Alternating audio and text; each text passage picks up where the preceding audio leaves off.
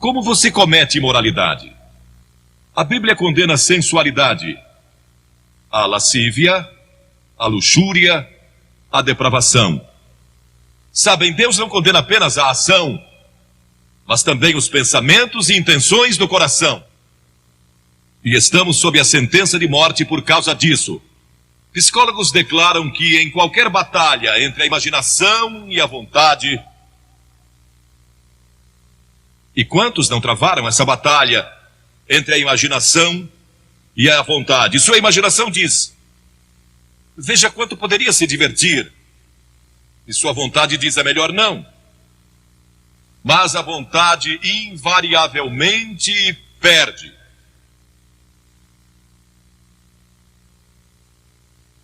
A imaginação vai vencer.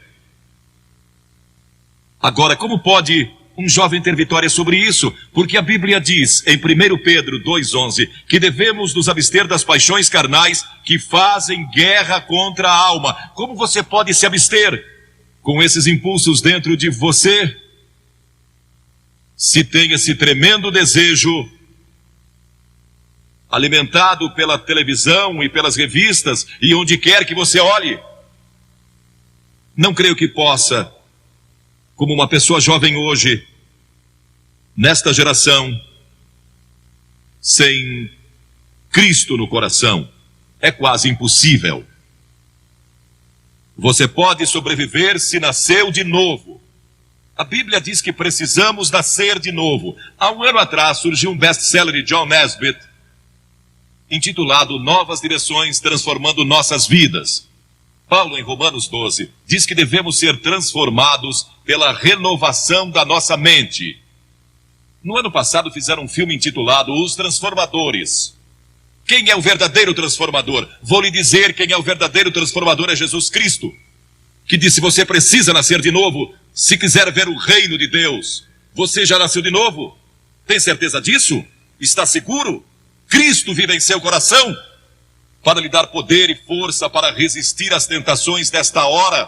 Ele nos transforma quando nascemos de novo, não pela religião. Tenha um relacionamento com Cristo. Deixe que Ele controle sua vida constantemente. Mas então você pergunta: como é que eu nasço de novo?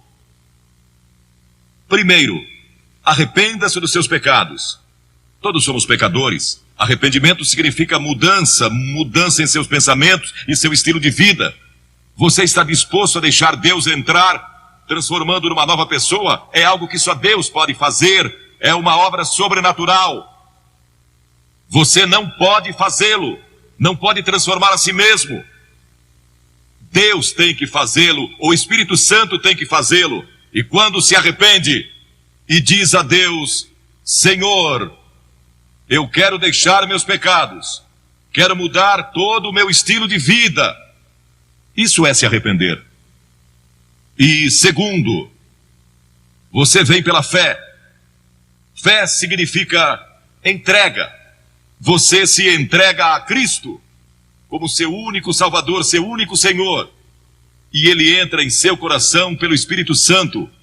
E Ele lhe dá um poder que você normalmente não teria. Um poder para resistir às tentações, poder para produzir o fruto do Espírito e verdadeiro amor, alegria e paz em seu coração.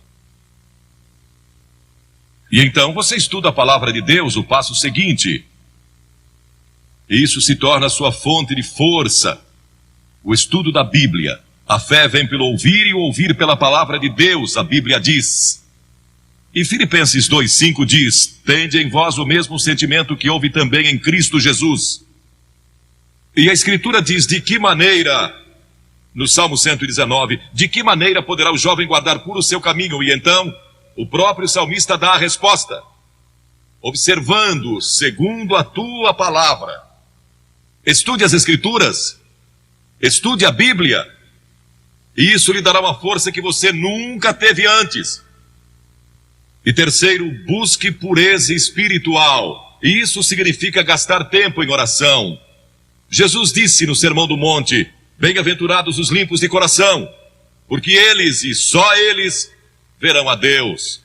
Pureza de coração é só através de Cristo. E quarto, obediência. Aquele que tem os meus mandamentos e os guarda, esse é o que me ama. Você guarda meus mandamentos? 2 Timóteo 2:22 diz: foge das paixões da mocidade. Foge delas quando o diabo vem com cobiça e tentação. Fuja. Duas coisas: cite as Escrituras e você vai ver como isso é importante. Cite as Escrituras e fuja daquela tentação. E Paulo disse na Bíblia: não vos sobreveio tentação que não fosse humana, mas Deus é fiel, e não permitirá que sejais tentados além das vossas forças. Pelo contrário, juntamente com a tentação, vos proverá livramento, de sorte que a possais suportar. Sempre que você for tentado, lembre-se disso. Todo ser humano passou por esta mesma tentação antes, inclusive Jesus. E Deus sempre provê um escape. Portanto, não há desculpa. Você não poderá comparecer diante do juízo dizendo que não teve poder para resistir. Deus provê um meio de escape. No momento em que a tentação vier, lembre-se disso. Deus lhe deu um meio de escapar dela. Procure-o e o encontrará. Pois foi prometido em 1 Coríntios 10:13. Agora, estes princípios não são apenas para os jovens, são para os adultos também. Todos nós precisamos desses princípios em todas as fases da nossa vida. Paulo, escrevendo ao jovem Timóteo, disse: conserva-te a ti mesmo puro. Conserva-te puro. Quantos de nós aqui somos puros? Basta viver dia a dia nesta nossa sociedade saturada pelo sexo para sentir impureza nos contaminando. Nunca houve uma geração como esta. Viveram assim em Sodoma, em Gomorra, e em Roma e em outras civilizações do passado, mas nunca tivemos a página impressa com isso diariamente. Nunca tivemos a televisão, nunca tivemos filmes, nem tantas outras coisas lançadas sobre nós da forma que vemos hoje. Nunca houve uma geração que tivesse tanta necessidade do poder de Cristo em seu coração para resistir como esta geração. Quando José foi tentado, e aquela mulher, a esposa de Potifar, tentou segurá-lo e convencê-lo a ir para a cama com ela, ele a deixou e fugiu. E a Escritura diz que deixou as vestes nas mãos dela. E José pensou que estava perdendo tudo, porque tinha subido ao posto máximo do império comercial de Potifar. Foi lançado na prisão, mas não sabia que Deus tinha sua mão sobre ele o tempo todo, e sempre que você resiste, Deus está guardando você, e vai estar ali para ajudá-lo. Agora, esta pobre mulher que tinha sido arrastada pelos fariseus e saduceus e condenada, tinha sido surpreendida em adultério. De acordo com a lei de Moisés, ela e o homem que estava com ela mereciam morrer. O castigo era duro sob a lei de Moisés. Mas todos ali se sentiram condenados por causa dos seus próprios pecados quando leram os 10 mandamentos ou o que Jesus estava escrevendo. Foram convencidos do seu pecado, talvez de orgulho, ou idolatria, ou cobiça, ou mentira, e são pecados diante de Deus tanto quanto imoralidade. E muitos de nós aqui hoje talvez não sejamos culpados de adultério ou fornicação, mas somos culpados de muitas outras coisas. Satanás às vezes nos leva a pensar: bem, eu não sou imoral, então este sermão não é para mim.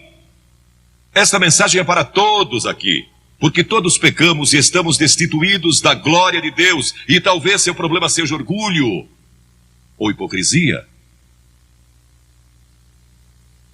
Eles leram seus pecados escritos na areia e se retiraram. Algumas das pessoas mais morais aqui hoje, algumas das melhores pessoas deste país, precisam de Cristo, tanto quanto aquele que cometeu imoralidade sexual. Jesus disse: mulher, onde estão os teus acusadores? ninguém te condenou? E havia música em sua voz quando ela respondeu: ninguém, Senhor. Naquele momento ela recebeu Cristo como seu Senhor, porque este é o sentido da palavra no grego, meu verdadeiro Senhor. Naquele momento, ela abriu seu coração a Jesus Cristo. As Escrituras dizem: vinde, pois, e arrazoemos. Diz o Senhor: ainda que vossos pecados são como a escarlate, eles se tornarão brancos como a neve, ainda que são vermelhos como o carmesim, se tornarão como a lã. Como pode ser isso? Por causa da cruz. Quando Cristo morreu na cruz, ele levou o nosso pecado e pecados. E há uma diferença entre pecado e pecados, plural. Pecado é a doença que temos, é a raiz. E dela vem os pecados: orgulho, lascívia, cobiça, inveja, o que quer que seja.